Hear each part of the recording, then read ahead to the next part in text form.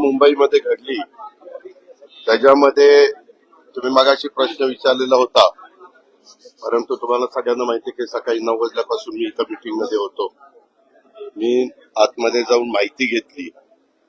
अजूनही नक्की मृतांचा आकडा हा जो आता तुम्ही डिक्लेअर केलेला आहे तो आकडा तोच राहील का याबद्दल अजून खात्री नाहीये. कारण जखमीची संख्या पण आहे. मध्य रेल्वेवरील मुंब्रा स्थानकाजवळ आज सकाळी 9 वाजता 9:30 वाजताची गोष्ट आहे ती. भयंकर रेल्वे दुर्घटना घडली. 2 लोकल गाड्या एकमेकांच्या जवळनं जातात आणि तुम्हाला माहितीये की ठराविक वेळेस पीक आवर मध्ये लोकल गाड्या जवळनं जात असल्या तरी लोक मोठ्या प्रमाणावर लटकलेले असतात. प्रवासी त्यांना त्यांचा वेळ महत्व असतो, ऐकत नाही. आणि रेल्वेला जसं मेट्रोला दरवाजा असतो तसा दरवाजा नसल्यामुळं ते बरेचसे प्रवासी लटकले आणि ते घासले गेले. त्यामुळे 8 प्रवासी रेल्वे ट्रॅकवरच तिथं पडले. आणि या घटनेमध्ये सुरुवातीचा पहिला आकडा आला, त्याच्यामध्ये 6 प्रवासी दुर्दैवाने त्यांचा मृत्यू त्याच्यामध्ये झाला आणि 2 प्रवाशांच्यावर तातडीनं उपचार रुग्णालयामध्ये सुरू आहेत. त्याच्यामध्ये हा अपघात जेव्हा झाला तेव्हा सुरुवातीला पुष्पक एक्सप्रेस मधून प्रवासी खाली पडल्याची माहिती सांगण्यात येत होती. मात्र अर्थार्थी पुष्पक एक्सप्रेसचा काही संबंध नसल्याची माहिती मध्य रेल्वेचे माहिती अधिकारी स्वप्नील निला यांनी त्या बाबतीमध्ये दिली. आणि मग लोकलमधून प्रवासी फूट ओव्हरवरून प्रवास करत होते. एका ट्रॅकवरून सीएमएस म्हणजे छत्रपती शिवाजी महाराज टर्मिनल लोकल जात होती आणि दुसऱ्या ट्रॅकवरून कसाराच्या दिशेने लोकल जात होती. आणि यावेळी ह्या दोन्ही लोकल मधील दरवाजावरील प्रवाशांची बॅग एकमेकांना घासली गेली आणि सकाळी 9:30 ही घटना घडली. घटना घडल्यानंतर साधारण 9:50 पर्यंत ते जखमी असणाऱ्यांना तिथे अँब्युलन्स दाखल करून तिकडं दवाखान्यामध्ये उपचार करण्याच्या करता न्यावं लागलं. मुंब्रा आणि दिवा हा जो काही परिसर आहे त्या दरम्यान ही घटना घडली. आणि अप आणि डाऊन दरम्यानच्या लोकल दरम्यान फूट ओव्हरब्रिजवरून प्रवासी लोक करत होते अशी साधारण माहिती आहे. आणि 8 प्रवासी खाली पडलेले होते. परंतु आता अजूनपर्यंत त्यांनी सांगितलं की अजून 4 जणांचा उपचार त्याच्यामध्ये चाललेला आहे, प्रयत्न चालू आहे. खरं तर तुम्हाला सगळ्यांना माहिती आहे की मुंबईची अतिशय मोठ्या प्रमाणावर लोकांना जायला लागणारी एक महत्वाची यंत्रणा म्हणजे लोकल आहे. आणि त्या लोकलमध्ये एवढी मोठ्या प्रमाणावर गर्दी असते.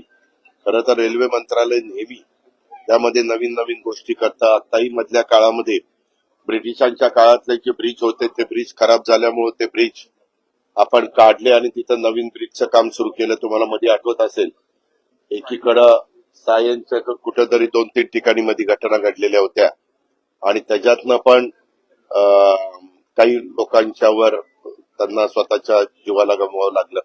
अशा प्रकारच्या घटना घडल्यानंतर खरं सातत्याने मागणी होती की बाबा तुम्ही ह्याचं सगळं ऑडिट करून घ्या आणि नक्की काय ह्याच्यातनं मार्ग काढता येईल. कारण इतक्या मोठ्या प्रमाणावर ही घटना दुर्दैवी आहे. त्याच्यामध्ये मी आता म्हणजे मुख्यमंत्री तर रेल्वे मंत्रालयाशी 100% बोलले असतील. मी पण वैष्णवी साहेबांशी संपर्क साधणार आहे. कारण तुमच्याशी बोलून गेल्यानंतर माझे विभागीय आयुक्त कार्यालयामध्ये एक बैठक आहे, तिथूनच मी त्यांच्याशी संपर्क साधण्याचा प्रयत्न करणार आहे. आणि ह्याच्यामध्ये तातडीनं काय नक्की उपाययोजना केल्यानंतर आपल्या मुंबईकरांचा किंवा लोकलमधनं प्रवास करणाऱ्या नागरिकांचा हा जीव सुरक्षित राहील अशा पद्धतीनं ती पावलं निश्चितपणे उचलावीच लागणार आहे. आता त्याच्यातनं एक दुसरी गोष्ट अशी आहे की लोकललाच दरवाजे करायचे. पण लोकलला दरवाजे केले तर ते कितपत मान्य होईल. कारण तुम्हालाही माहिती आहे लोकल अशी येते, थांबत असतानाच प्रवासी उतरतात आणि लगेच बाहेरचे प्रवासी आतमध्ये त्या बाबतीमध्ये चढतात. असा मी पण ज्यावेळेस लोकांनी कधी काही प्रवास करायची संधी आता नाही, ज्यावेळेस मी राजकीय जीवनात माझा संबंध नव्हता त्यावेळेस नागरिक म्हणून करत होतो तेव्हा ते तशाच प्रकारचा अनुभव सगळ्यांनाच येतो. आताही नागरिकांना तोच अनुभव होतो.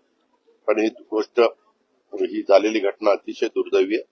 मला ना वेदना देणारे ते ज्यांचं ज्यांचं दुःखद निधन झालं तर सर्वांना बापून एका ना अशा प्रकारच्या घटना घडल्यानंतर रेल्वे मंत्रालय त्याबद्दलचं काय जे काही मदत पाहिजे मृतांच्या नातेवाईकांना ती जाहीर करतं आणि जे जखमी असतात त्यांचा तर संपूर्ण खर्च हा विभागाकडनं केला जातो. ती कुठली अडचण येणार नाही. आज सकाळी मुख्यमंत्री सोलापूर गोवा त्याची एक विमान सेवा सुरू झालेली आहे, त्याच्याकरता तिकडे गेलेले होते. मी मुख्यमंत्र्यांशी पण बोलेन. मुख्यमंत्री पण याच्या संदर्भामध्ये निश्चितपणे राज्याचे प्रमुख या नात्याने मदत जाहीर करतील आणि तशा पद्धतीनं त्यांच्या नातेवाईक तुम्हाला माहिती आहे की तुम्ही जर मुंबईत माहिती घेतली तर दर 2-2-3-3 मिनिटाला लोकल चाललेली असते. दर 2-2-3-3 मिनिटाला. म्हणजे उद्याच्याला डबे जरी वाढवले तरी तेवढे प्लॅटफॉर्म, तेवढ्या रुंदीचे प्लॅटफॉर्म. आता जेवढी प्लॅटफॉर्मची रुंदी आहे तेवढे डबे देण्याचं काम त्या ठिकाणी केलं जातं. उलट आता आपण मेट्रोला जास्त गती देण्याचा प्रयत्न करतोय. का तर मेट्रोची पण व्यवस्था पब्लिक सर्व्हिस ट्रान्सपोर्टच्या निमित्तानं झाली तर लोकांना त्याचा फायदा होईल. आणि कोस्टल रोड आणि बाकीच्या सगळ्या गोष्टी आहेत, बेस्ट आहे. त्याच्यामध्ये प्रदूषणमुक्त अशा प्रकारच्या बसेस तिथं ठेवल्या गेलेल्या आहेत. पण एक खरं आहे की फार मोठ्या प्रमाणात चर्चगेटकडे येणारा किंवा छत्रपती शिवाजी महाराज टर्मिनलकडे येणाऱ्या प्रवाशांची संख्या त्या बाबतीमध्ये असते. ही गोष्ट मात्र नाकारता येते. दादा, खरं त्या दुर्घटनेनंतर राष्ट्रक्रिया सुरू झाली की लोंढेच्या नोंदी ज्या आहेत ते मुंबईमध्ये येत आहेत. शहराचा विस्तार झालाय, नियोजन कुठल्याही प्रकारचं नाहीये. आपले मंत्री परदेशामध्ये फिरायला जातात, तिकडून काहीच घेऊन येत नाही. या दुर्घटनेची नक्की जबाबदारी का या दुर्घटनेची जबाबदारी रेल्वे विभागाची, हे कोणी नाकारू शकत नाही. कारण शेवटी ज्या डिपार्टमेंटचं ही घटना घडती, परंतु त्यांची जबाबदारी आहे. त्याच्यामध्ये त्यांना आता ह्याच्याबद्दलची चौकशी ही निश्चितपणे त्यांचे आदेश निघालेच असतील. चौकशी केल्यानंतर काय फॅक्ट आहे हे आपल्या सगळ्यांच्या समोर येईल. आता काही राजकीय नेत्यांना, व्यक्तींना काय बोलायचं हा त्यांचा अधिकार आहे. प्रवासी संघटनांनी आरोप केला ज्या ठिकाणी अपघात झाला तिथं कर होईल आणि तिथं 2 गाड्या नेहमी रोज जवळ येतात. वेळा ज्या त्या बदलून अनेकदा मागे केल्या होत्या.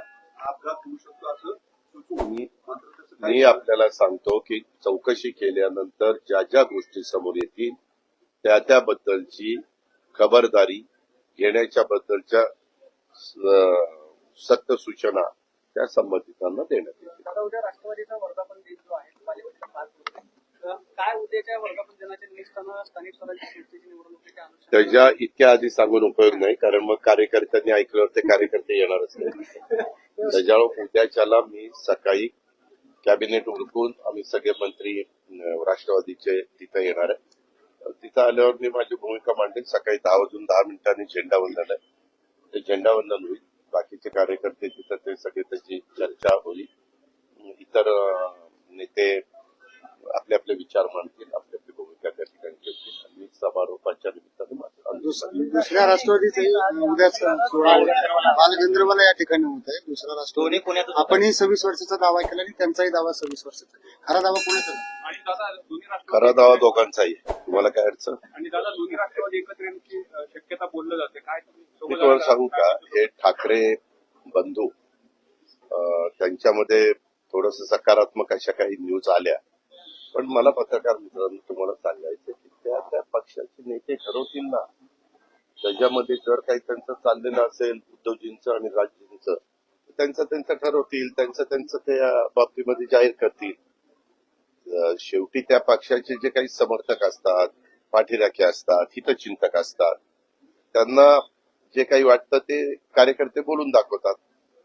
तसं आता ह्याही संदर्भामध्ये ते सुरू झालं की तुम्ही हे सुरू केलं, राष्ट्रीय अध्यक्ष तुम्ही राष्ट्रीय अध्यक्ष आहात. मी तुम्हाला सांगून कशाला भेटलं? तो माझा अधिकार आहे ना. माझाही अधिकार ठीक आहे. तुम्हाला मला प्रश्न विचारायचा अधिकार आहे, पण उत्तर देण्याचा अधिकार माझा आहे ना. मला उत्तर द्यायचं नाही त्याच्या संदर्भामध्ये. नाही, ताई असं म्हणाले की कार्यकर्त्यांचा निर्णय घेऊ, म्हणजे ताई सुद्धा सकारात्मक दिसतं असं म्हणायचं का? बहीण आणि भावांचं काय ठरतंय का, किंवा बहीण भावांमध्ये काय चर्चा अरे होती? बाबा, तुम्हाला खरंच मी म्हणून तुम्हाला वेळ देत नव्हतो तिथं. मी जे गेलो म्हटलं आता पहिली बातमी ती घ्यावी. आपण नेहमी तुम्हाला शेवटी काय तुमचा टीआरपी वाढण्याच्या करता काय उपयोग महत्वाची न्यूज आहे ते बघता, तुम्ही त्याच्या पद्धतीने न्यूज देता. आम्ही आमचं काम करतोय. जो तो पक्ष, ज्या त्या पक्षाचे नेते, त्यांची कार्यकारिणी आणि त्यांचे कार्यकर्ते प्रत्येक जण आपापल्या स्थानिक स्वराज्य संस्थांच्या निवडणुका आहेत. त्या निवडणुकीची तयारी जनतेने आपापल्या परीनं सुरू केलेली आहे. आमच्यातले महायुतीचे सन्माननीय काही सहकारी कधी स्टेटमेंट करतात, आम्ही एकत्रपणे निवडणुकीला सामोरं जातात. कधी तशी स्टेटमेंट आल्यानंतर एखादी व्यक्ती असंही स्टेटमेंट करते की आम्ही आमचं आजमावून बघणार आहे. असे वेगवेगळे आहे. परंतु ह्याचा अंतिम निर्णय जसा भाजपच्या वरिष्ठांना आहे तसा आमच्या वरिष्ठांना आहे. शिवसेनेचा एकनाथरावजी आणि त्यांच्या वरिष्ठांना आहे. तसंच समोरच्या महाविकास आघाडीचा त्यांच्या नेत्यांना आहे. त्या पद्धतीनं होईल. ते आपल्याला शेवटी या गोष्टी तुम्हाला कळवाव्याच लागतात, सांगाव्याच लागतात. प्रेस कॉन्फरन्स प्रत्येकाला घ्यावीच लागते. त्या ठरेल त्या पुढाचं काय ठरेल, कशा निवडणूक होणार, काय होणार, कोण कुठं जाणार ते ज्या त्या वेळेस त्या बाबतीमध्ये तुम्हाला सांगितलं. एकच पर्याय म्हणाले तुम्ही भाषणात तुमचा चेहरा पर्याय आहे. निवडणुकीला साडी मारायचा चेहरा असेल तर तुम्ही ठरवलंय का की दोन्ही महानगरपालिका स्वतंत्रपणे करायचं? अरे मला जे पाहिजे ते मी सांगणार ना. माझ्या कार्यकर्त्यांना उत्साह येण्याकरता, त्यांना एक प्रोत्साहन मिळण्याच्या करता. शेवटी उद्या मी म्हणायचं अरे आपल्या चेहरा नाही रे, तुझा जसा गोंडस चेहरा आहे तसा आमचा एवढा गोंडस नाही, पण आहे चेहरा. लोक ओळखतात. आम्हाला दाढी नाहीये, आम्हाला पिशा आहे. आम्हाला तिच्या चौघांना लागवट दाढी आहे, ह्याला पण दाढी. नाही, मात्र दादा पिंपरी चिंचवड जो आहे तो तुमचा पालिकेला राहिलेला आहे. पुण्यामध्ये महापौर होते. दादांच्या 92 ते 2017 पिंपरी चिंचवड मध्ये कोण काम करत होतं आणि कुणाच्या नेतृत्वाने काम चाललेलं होतं हे वेगळ्या पिंपरी चिंचवडला माहिती होतं. परंतु त्यावेळेसचे आमच्या विरोधात त्यांनी आमचे मोठ्या प्रमाणावर आमचे विचाराचे आमदार असतील किंवा आमदार होण्याची क्षमता असणारे नेते असतील, आमचे नगरसेवक असतील, असे अनेक जण घेतले.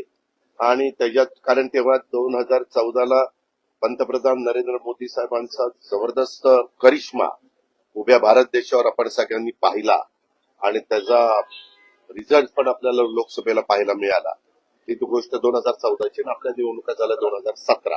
त्याच्यावर ती निवडणूक झाल्यावर देवेंद्रजी पण इथं मुख्यमंत्री झाले. त्याच्यावर दोन्हीकडं बीजेपीचं सरकार आलं आणि त्याच्यातून त्यांनी आपला पक्ष वाढण्याच्या करता आपल्याकडं असणाऱ्या कार्यकर्ते स्वतःकडे ठेवून अधिकचे इतर पक्षातले कार्यकर्ते घेऊन त्यांनी ती वेगवेगळ्या महानगरपालिका ताब्यामध्ये घेतल्या. मात्र 2022च्या नंतर निवडणूकच झाली नाही. 3 वर्ष तर निवडणुकाच झाल्या नाही. आता त्या निवडणुका होऊ घातलेल्या आहेत. आता त्यांनी काय ठरवलं हे मला माहित नाही. आम्ही पहिल्यांदा आपलं काम करत राहायचं आणि योग्य वेळ आल्यानंतर योग्य. मात्र दादा मुंबईमध्ये अशी चर्चा झाली की भाजप मोठा भाऊ, त्याच्यानंतर एकनाथ शिंदे छोटे भाऊ. महायुतीमध्ये असं काय आहे का, मोठा भाऊ छोटा भाऊ मधला भाऊ, काय जी चर्चा आहे? आता तुझ्याकडनंच ऐकलेलं मी विचारतो. देवेंद्रजी आणि एकनाथराव उद्या मला भेटतील. मी सांगतो काल बीएसआयची मिटिंग झाल्यानंतर काही सन्माननीय आमच्या पत्रकार मित्रांना आपल्यात मोठा छोटा मधला भाऊ कोण आहे ते आपल्याला सांगायचंय. असं काही ठरलंय का आपलं, असं विचारून तुला सांग. ओके.